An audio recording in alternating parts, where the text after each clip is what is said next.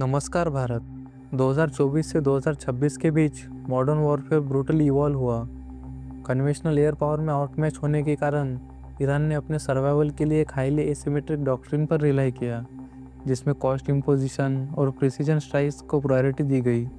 आज हम ईरान के टॉप 3 डिफेंस वेपन्स को उनकी प्रूवन कॉम्बैट परफॉर्मेंस के हिसाब से रैंक करेंगे।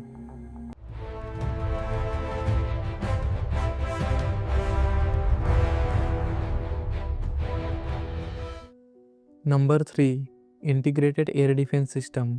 डोमेस्टिकली प्रोड्यूस्ड बवर 373 और खुर्दात 15 द्वारा स्पीयर हेडेड, ये शील्ड वाइटल इंफ्रास्ट्रक्चर को प्रोटेक्ट करने के लिए डिज़ाइन की गई थी।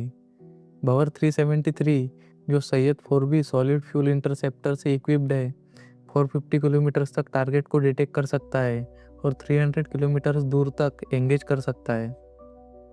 हालांकि 2026 के कॉन्फ्लिक्ट्स ने फेटल वल्नरेबिलिटीज़ को एक्सपोज कर दिया। 5th generation F-35 stealth fighters और सीवियर इलेक्ट्रॉनिक वॉरफेयर यूज़ करने वाले कोalition के खिलाफ यह सिस्टम अनस्टेबल साबित हुआ। ओल्डर डिफेंस बैटरीज की रैपिड डिस्ट्रक्शन के बाद पैनिक तेहरान मजबूर हो गया कि वो अर्जेंटली चाइना और रशिया से HQ-9B और S-400 जैसे अल्टरनेटिव सिस्टम सीख करे। Number 2, Shahid 136 loitering munition. अक्सर इसको सिर्फ एक कामिकाज़े ड्रोन कहा जाता है, लेकिन ये इफेक्टिवली एक low cost ultra long range cruise missile है। एक चीप पिस्टन इंजन से पावर्ड ये 2500 किलोमीटर्स की एस्टोनिशिंग ऑपरेशनल रेंज तक पहुंचता है। इसकी ट्रू ब्रिलियंस इसकी ब्रूटल इकोनॉमिक्स है। डोमेस्टिकली इसको प्रोड्यूस करने की कॉस्ट सिर्फ $10,000 से $50,000 है और ईरान इन्हें मैसिव स्वार्म्स में डिप्लॉय करता है, जिससे दुश्मन मजबूर हो जाता है कि इन इनक्रेडिबली चीप टारगेट्स को गिराने के लिए अपने $multi-million इंटरसेप्टर्स एग्जॉस्ट करे। ये प्लेटफॉर्म रैपिडली इवॉल्व भी हो रहा है, जिसमें recent variant Starlink connectivity feature करते हैं, जबकि टेरिफाइंग जेट पावर्ड शायद 238 520 किलोमीटर पर आवर्स की क्रूजिंग स्पीड तक पहुंचता है। ये सिस्टम स्ट्रेटेजिकली इतना डिसरप्टिव है कि इसने यूएस मिलिट्री को रीजन में एक डायरेक्ट क्लोन लूकस ड्रोन डिप्लॉय करने के लिए प्रॉम्प्ट किया।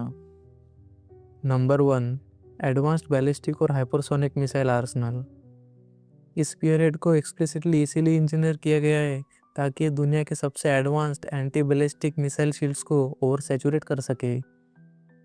इसकी फाउंडेशन खैबर शेकान है, एक सॉलिड फ्यूल मिसाइल जिसकी रेंज 1450 किलोमीटर है, जो मिनट्स में लॉन्च हो सकती है और अग्रेसिव टर्मिनल इवेसिव मनोवर्स परफॉर्म करती है।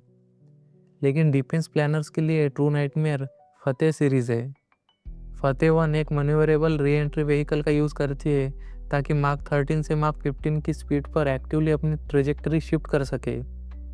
फतेह 2 इसको और आगे ले जाती है, जिसमें एक liquid fuelled hypersonic glide vehicle employ किया गया है।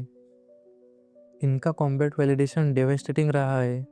जून 2025 की 12 डे वॉर के दौरान कोऑर्डिनेटेड सैचुरेशन टैक्टिक्स के चलते 32 बैलिस्टिक मिसाइल्स इसराइल के स्ट्रेटेजिक नेवातिम एयरबेस के डेंस डिफेंस नेटवर्क को भेजने में कामयाब रही। अर्ली 2026 तक फतेह 2 को रिपोर्टेडली एक highly fortified IDF command centre पर स्ट्राइक करने के लिए यूज़ किया गया था। कोalition स्ट्राइक से हेवी लॉसेस झेलने के बावजूद इजरायली इंटेलिजेंस वार्न करती है कि ईरान अग्रेसिवली इस स्टॉकपाइल को रिबिल्ड कर रहा है, जिसका एम 2027 तक 8000 बैलिस्टिक मिसाइल्स का आर्सेनल तैयार करना है। Thank you for watching.